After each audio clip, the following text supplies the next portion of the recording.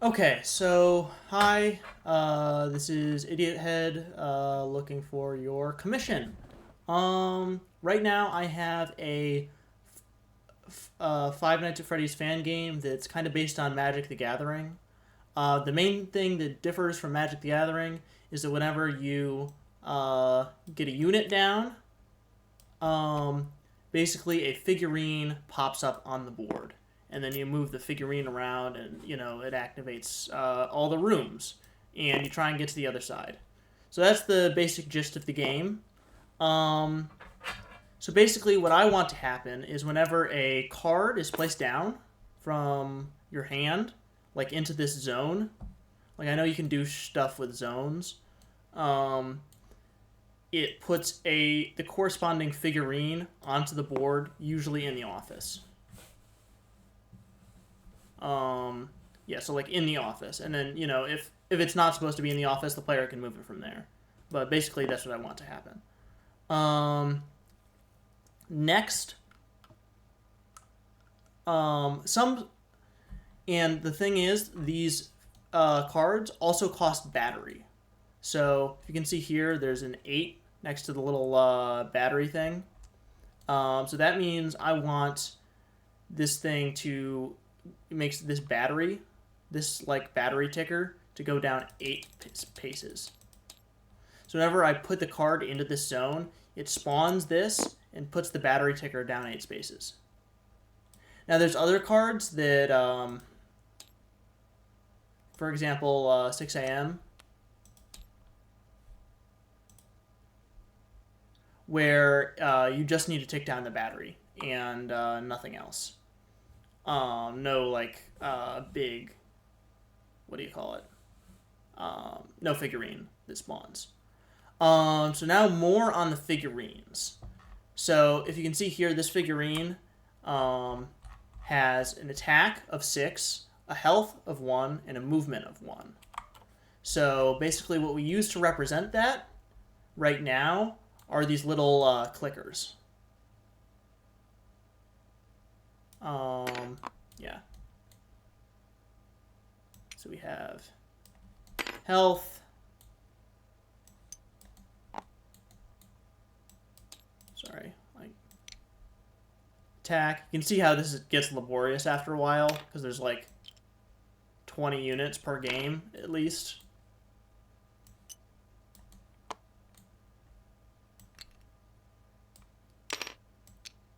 Yeah, so basically you have your health, which would be at 6, or I'm sorry, your health, which would be at 1, my bad. Your attack, which would be at 6. Your health, which would be at 1. And then your movement, which would be at 1. And this is all set, like, once you put it down.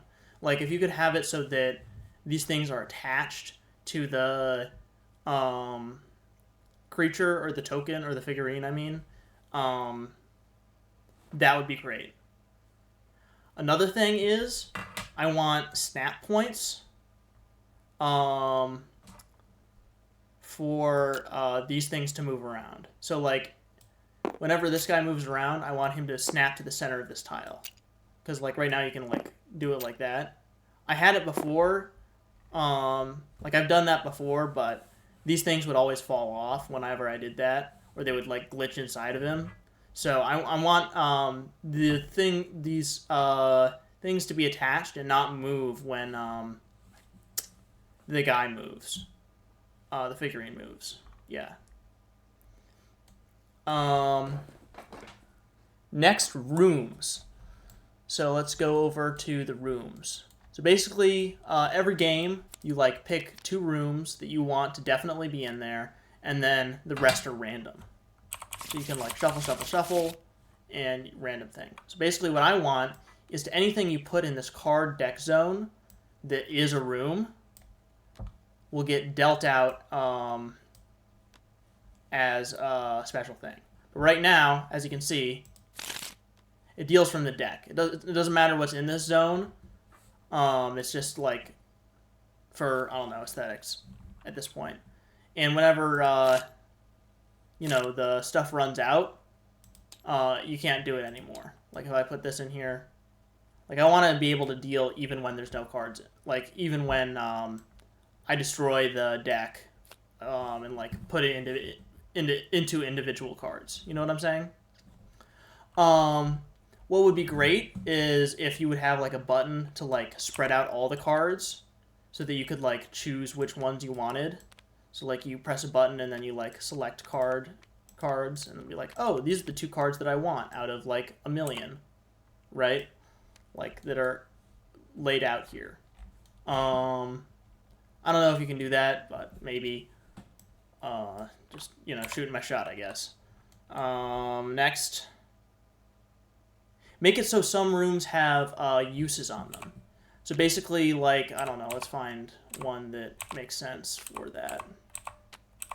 The basement. So the basement has the ability, you can bring a guy back to your hand from the graveyard. But I want it so that basically there's a little number on it that says how many uses it is. So it starts, you'd flip it over, and the number would be at 3. And then you could like click it down to 2, click it down to 1, click it down to 0, and it would be still visible that the basement has 0 uses. Yeah. Next, miscellaneous.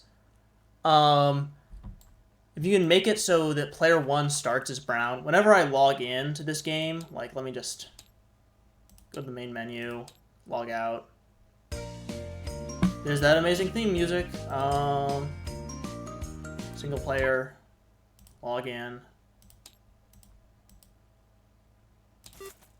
I start as the white player. And what I want is I want to start as the brown player, because with the white player you can't have a hand. Like I have it so, like here's the brown hand, the yellow hand, the blue hand, and the orange hand. I only have those 4 hands. And I want it so it starts it as brown. Like brown is player 1. Yeah, next. Custom colored player. I don't know if you can do this, but I'm shooting my shot. I kind of want, instead of there to be a blue player, I want this player to be like a bluish purple, if that can be a thing. I don't know. I'm just asking, throwing it out there. Maybe it is possible, maybe it's not. Not a huge deal if it isn't. Next. I am a resource for doing repetitive things. There is 170 of these units that need to be figurines when you put them down. If there's like something where it's like, oh, I have all these things, but I need to input their stats. Or I have all these things, but I need their images, and I need to put them in, or something. And it's like something that you can easily transfer to me. I took like half a semester of Python, so I don't know what that does, but like that's something, I guess. I know like the tiniest itsy bit about code, so I can probably like, if you can like tell me copy and paste something or like edit the values in the script, I can kind of figure that out. So I can do those repetitive tasks. I also need to know how to add new cards and units to the game, like new figurines to the game, as well as rooms, so that like I can add those things, even like, you know, the rooms with the counters on them. I need to know how to do that so that I can expand this game without you here. You know what I'm saying? So I don't have to like ring you on the phone and go, hey, you know, it's me again. Wanted you to like update this thing. I don't want to take the time out of your day. So yeah, that is pretty much it. Thank you for listening to me ramble. Yeah, I will be available at midnight my time to help explain anything that doesn't make any sense. All right, see ya. Bye-bye.